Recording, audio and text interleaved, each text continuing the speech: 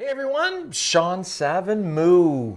At your disposal right now, we're going to be talking about your elbow, lead elbow in your release. Oftentimes you come to me and you're thinking, man, why is my elbow so defective?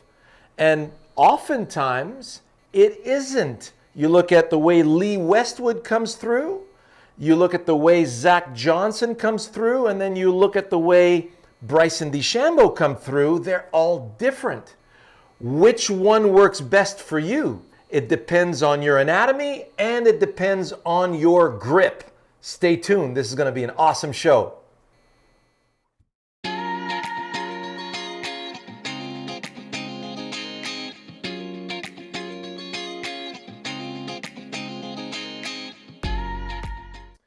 But before we continue, of course, we would just love for you to be a part of the Wisdom in Golf family, so please subscribe to the channel. Leave a comment or question down below and give us a thumbs up. And make sure to smash that bell so you don't miss any future videos. Now, we've discussed on matching the grip to the release. So if you look at Savannah's grip, and you'll notice that it's very much along the same lines as, let's say, Zach Johnson, who has a very strong grip. So you'll notice that, take a backswing there, Sav. Come on down in slow motion. So Sav doesn't have to do any fancy manipulations with her hands to square up the club. Notice the club is coming in nice and square and slightly closed on the way down. So she can deliver much deeper through the ball, right? So Sav, go ahead and hit a golf shot here, and let's have a look.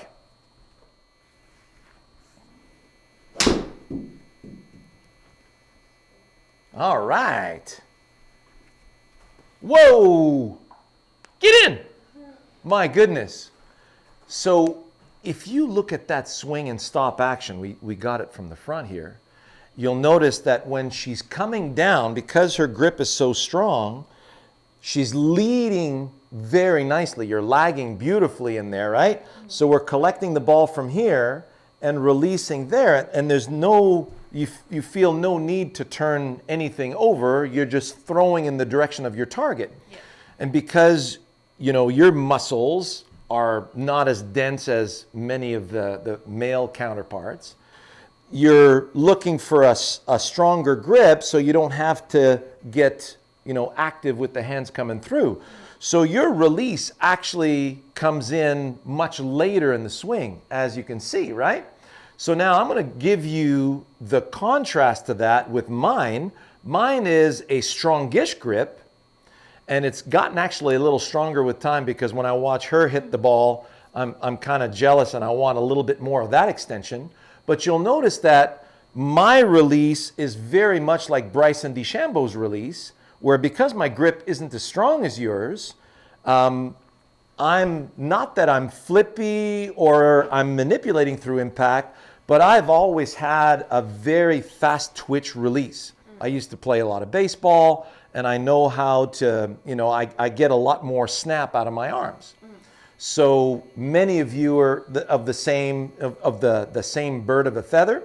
So you look at Bryson, and then you look at Matt Wolff, and all of the guys on tour that have a neutral to actually a weak grip, you're going to see a much more aggressive release like that, right? So let me show you how that works. If you look at this face on, and I'm delivering a shot in that direction, I'm coming in nice and deep in my lag.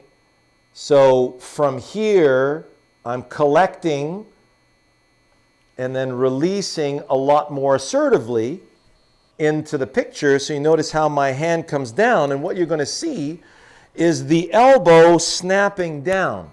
So for those of you who are way too chicken wingish, and so you can't get a nice extension to the target like Sav, and you're having a hard time releasing down, think about it like a ping pong backhand release.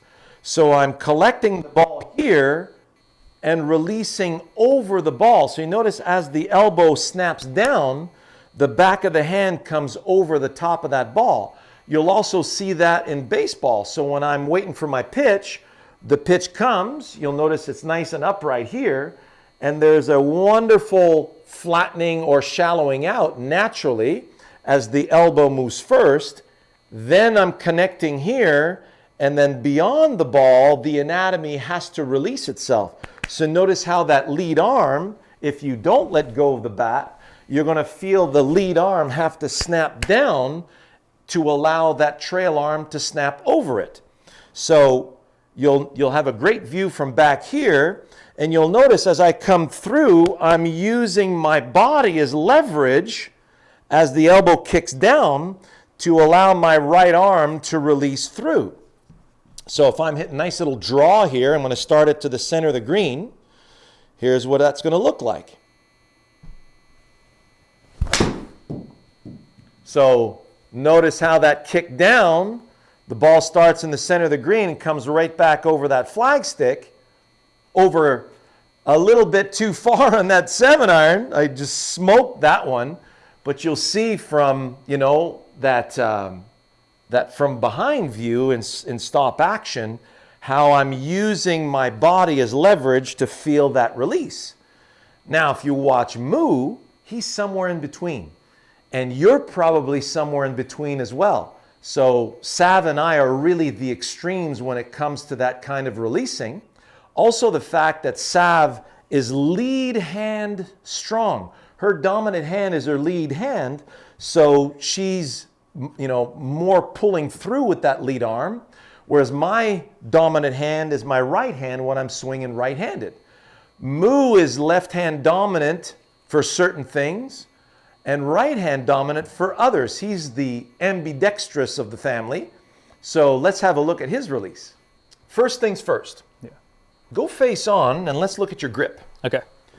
So Mu's grip has evolved a little bit in the last 3 years as his release has gotten better, Right. but he's still on very much the strong side. So that is a strong grip. Sav would be a super strong grip, and mine is a strongish grip. So notice how that left hand is more under and that right hand is more above. Yeah. So the way, because you have a certain dexterity with that lead arm, Yeah. and the speed that you're coming through, you get a lot of width in your swing, right? Yeah, I do. So let's see you hit a couple of shots. Okay.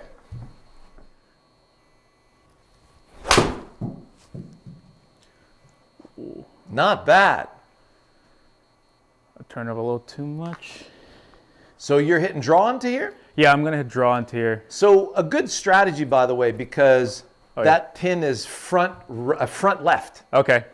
So you would be aiming for the center of the green, Okay. releasing toward the pin, All right.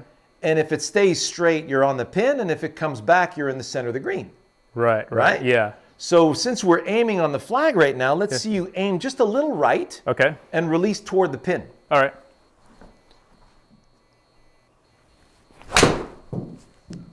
Ooh, yeah.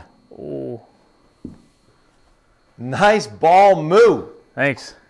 Oh, so when you look at the release that you'll see here from Mu on his way through, he has a lot more extension with that lead arm. Yeah. Mu doesn't need to use the body as much for leverage. My left arm is my weaker arm, and I need to butt it up against my lead side to get that right hand to release through. Yeah. Not something that Mu needs to do with those pipes. So because you're so strong, Yeah. you're able to keep that extension really nice toward the flag. Correct. So every one of us has a different anatomy. That's right. And so different variations of a similar anatomy, 2 arms, 2 legs, and we're all insurable, thank you. And so you want to release in the direction that you want to start the ball, and you have a very specific flight plan. And for many of you, like if you look at a lot of the guys that I see, they tell me, what's this? My lead arm is a little too bent through impact. Yeah. And oftentimes, this is actually a good thing. Okay. Let me explain. You probably don't remember this, Mu, but the old TV dials, you have to switch the channel. Yeah. So imagine it's really difficult to turn. You wouldn't go straight arm on it. Right. You would bend a little bit, and you get a little more leverage to turn. So for a lot of you, as you're coming through the shot, you're actually coming in straight, and then all of a sudden the arm bends. That's very important. Don't try to get rid of that, because it's your brain using leverage to get you to release through. Yeah. Because in essence, what we're doing is we're collecting the ball from here and releasing it in the direction of the target. Yeah. So a lot of you are coming in really nice this way, and then all of a sudden, whoop, little bend in there. Yeah. If you look at Eli Vasily, one of our students, and we've done a couple of videos with Eli in the past, and Eli's a little bit like that. You look at Lee Westwood or Joaquin Neiman. Yeah, yeah. Joaquin Neiman has a strong grip, collects it here, and then you'll see it re-extend to the target. Yeah. So there's actually straight coming down, then a little bend, then straight going out. Right. So don't worry about those little fluctuations. Now, the ones you do want to worry about is when the arm is fully collapsed into the body, like an accordion. Right. So that's typically somebody trying to hit the ball. So if you're trying to hit the ball, there's a couple of things going on. There's a couple of things preventing them from getting through the ball. And you remember that, right? I experienced that, yeah. So if my focus is on the ball, Yeah. hit the ball, my body quits. Yeah. So when the body quits, the trail arm collides into the body, and then you get chicken wing. Right. If your grip is too weak and you feel the need to do that, and you're changing the axis of rotation in the body, then you get that big collapsed chicken wing as well. Right. So we want a grip club relationship that's strong enough to allow you to get through the ball and into the target.